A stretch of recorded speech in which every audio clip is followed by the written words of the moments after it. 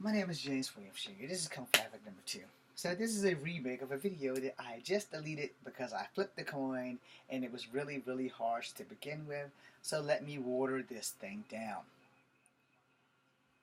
In short, I'm no longer going to be my family's bitch.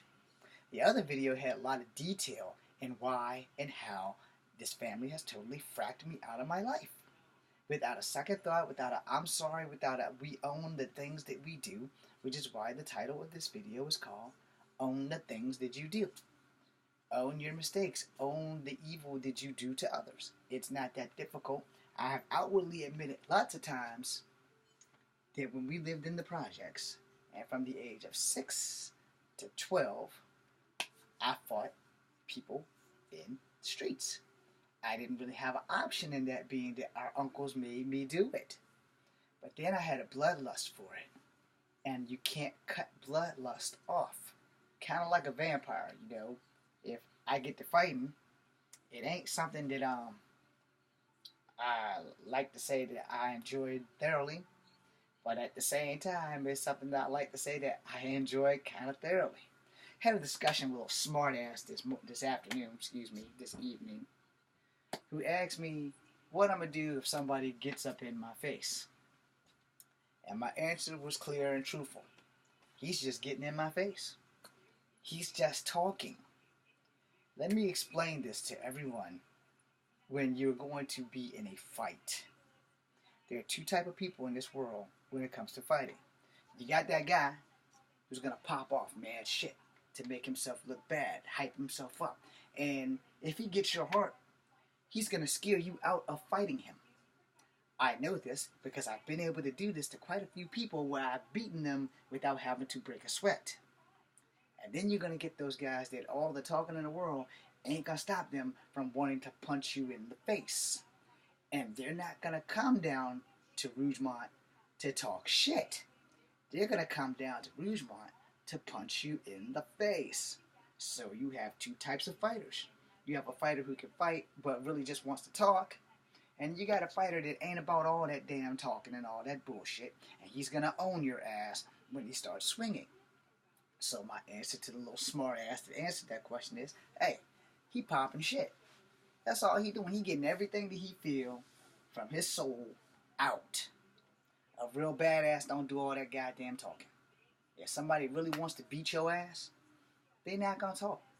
They're going to come right on up to you. They're going to hit you.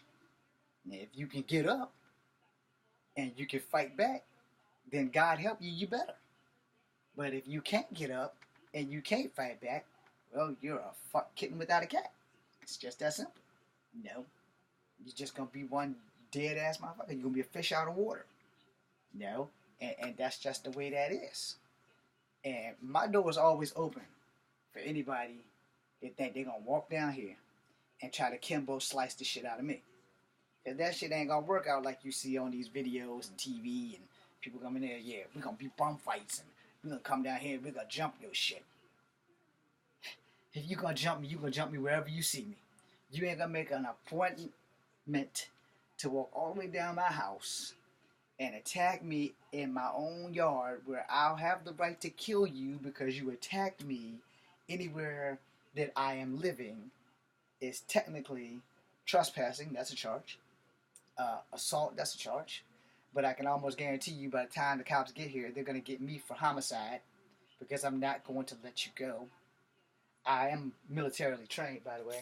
You know, my dog tags is real. This ain't some shit you can buy in a surplus store. I mean, you can, but my shit came straight out of Fort Benning, Georgia. No. And in Fort Benning, Georgia, I was taught BJJ, which I totally fucking suck at. I was also taught Taekwondo. But I already knew Taekwondo, so I wasn't worried about the shit they was teaching. Because technically, they can only teach you 3% of Taekwondo. Alright? Oh, sprawl. C-clamp. That was from BJJ. Now, here's the thing. In a fight, you know, don't nobody know who gonna win until that shit's over. It's as simple as pie. But I will tell you this. Again, there's two types of fighters. For this specific thing, while I'm owning this shit, there's two types of fighters. There's that fighter who has little to no experience, who can get really lucky and knock your ass the fuck out. Most of that's probably fear and adrenaline. And then there's those guys like me that are tough as nails and live for you to try to beat my ass. And then I'm going to surprise you. Because see, a lot of people fail to understand that the bigger you are does not make you a better fighter. You might be a little bit stronger. You might be a little bit tougher. But that does not mean you are guaranteed a victory. That only means whoever you're fighting better be one or two people. The guy who can't fight, or the guy who can fight a little bit. But don't let them be the guy like me. Because see, here's the thing on that. Whether you believe I can fight or not, I don't give a shit. Because I'm going to hurt you. And I'm owning that. And that stands to anyone. If it's in the street, the fight's mine. Simple as that. We might get in a UFC cage, you might whoop my ass. Because we in a cage. And as long as we going by UFC rules or anything, yeah, you probably whoop my ass. If you can get me down. Which you will not. But for the sake of argument, let's say you get me down. And you put me in a Fujiwara armbar. I might let you break that bitch before I tap. I've never had a broken bone before, so I might let you break that bitch before I tap. You may have to choke me out before I tap, but I can guarantee you two things are going to happen right then and there. One, you can be doing a lot of movement to get me into that Fujiwara armbar. Two, I like to know what the hell you think I'm going to be doing while you're doing that, because I'm not just going to sit there and allow that ass whooping to happen. Henceforth, I might be one of those guys who can barely fight, or I might surprise you. I might be one of those guys who can really fight, because let me explain something to a lot of you people. Understand this. I've been around for a very long time. I've been fighting since I was 6 years old. You gonna earn any ass whooping you give me, you gonna earn it. Now, if you hit me in the back of the head with a brick, or you hit me in the head with some brass knuckles or a hammer or some shit like that, yeah, you gonna win that. Let's live in reality. But you're gonna have to use a weapon to do it, which is the difference maker. My weapons are right here and right here. And I'm real good with the ones down here. My weapons are right here and right here. The trick to any fight is my opponent. If your defense is good, I got a problem. If your defense is bad, you got a problem. If your offense is good, I ain't got no problem. Because I know how to take a hit. If your offense is bad, you got a problem. So if your offense ain't as good as your defense, I got you. I just gotta wait for you to fuck up. And then I'm going to own your shit. I've been threatened a lot. You know, in my time on this earth, I've been threatened by high school bullies. I have been threatened by everywhere from grade school to high school. No one's threatened to fight me in college because no one's that stupid. Plus, college has security. But I won't need them. They'll need security to pull me off of whatever dumbass makes a mistake. But here's the thing on fighting. Fighting works on two principles. And I'm going to own this too. Fighting works on how good I am versus how bad you are. Fighting works on how good I think I am versus how good I know I am. And that works for you too. Fighting works on how good you think you are versus how good you know you are. You can get lucky in a fight. The best fighter don't always win. But the best prepared warrior does. And here's the thing on that. I don't underestimate anybody. I don't overestimate myself. But there's one thing that I know that I have that most of you people don't. See, if you've been in a ring, you have ring experience. And most people that have been in a ring, they don't ever really go out of the ring and get into fights in the streets because they already know what they can do in the ring. But the thing about being in the streets is that there are no rules. Anything goes. And the fact of the matter is, if you are a trained fighter versus a non-trained fighter versus the guy in the middle.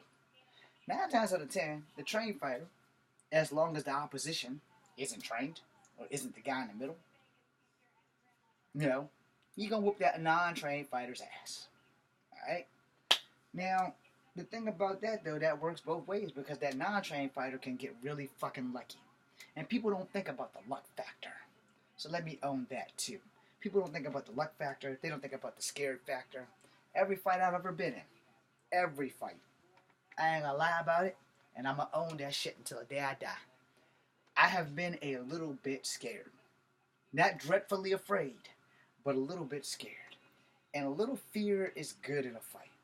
A lot of fear is bad in a fight.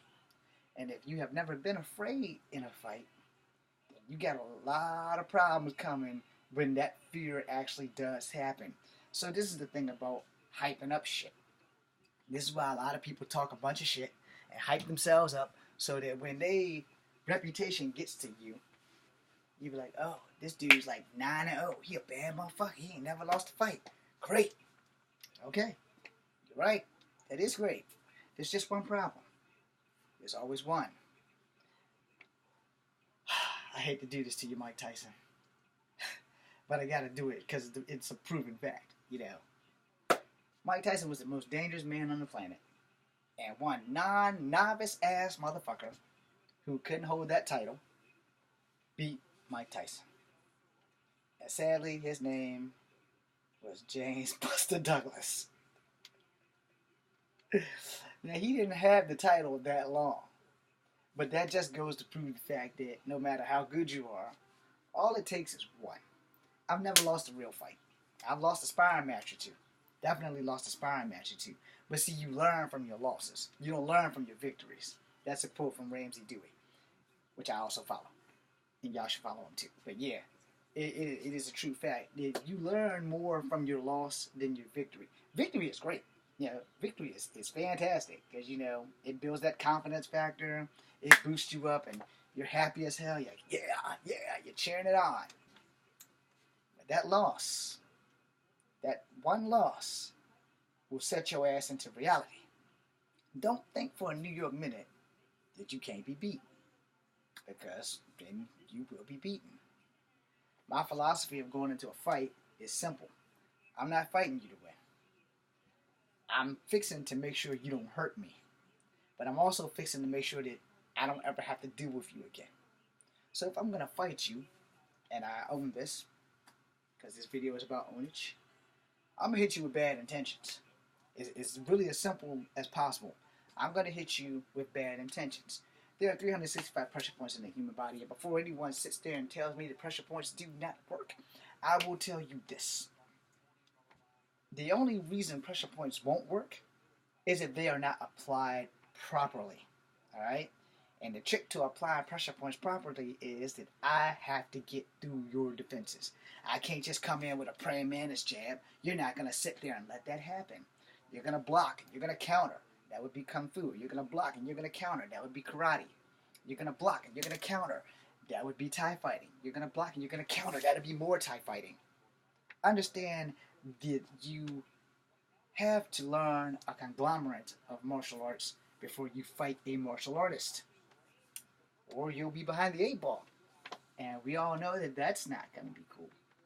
If I had a editing system, I would have that old 90s Wesley Ships flash, spin the 8-ball, and it'll cut through the pool table. Anyway, but what you have to understand is that when you do bad things to people, and you don't apologize for it, don't think that that shit ain't sunk into them. Don't think that they haven't fucking remembered every ounce of that.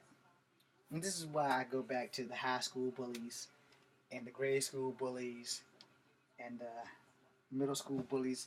They talked all that shit, but would not show up to Forest Hill Park, would not show up to Johnson Village, would not show up to that field at Venable School, would not show up to the parks on 10.5 Street, would not show up at Washington Park, would not show up at Tonsler, Belmont. Yeah, I had a lot of people threaten me and then not show up. So here's the thing.